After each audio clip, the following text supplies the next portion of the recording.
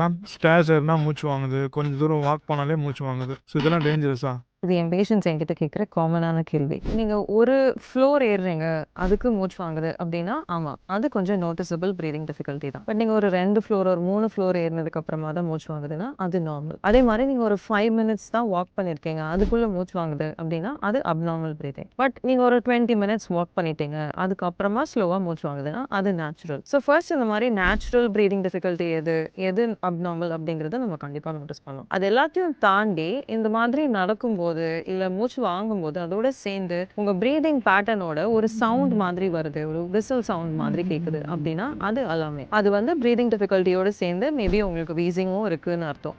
அதே மாரி நீங்க இந்த மாதிரி ஏதாவது ஒரு எஃபோர்ட் போட்டு ஒரு வேலை பண்ணும்போது உங்களுக்கு மூச்சு வாங்குது. அதோட சேர்த்து ஷார்ப்பான ஒரு செஸ்ட் பெயின் வருது. அந்த செஸ்ட் பெயின் வந்து பொடிப்பு மாதிரி இருக்கு. சம்டைம்ஸ் ஷூட்டிங் பெயின்னு சொல்லுவோம். பிரிக்கிங் பெயின்.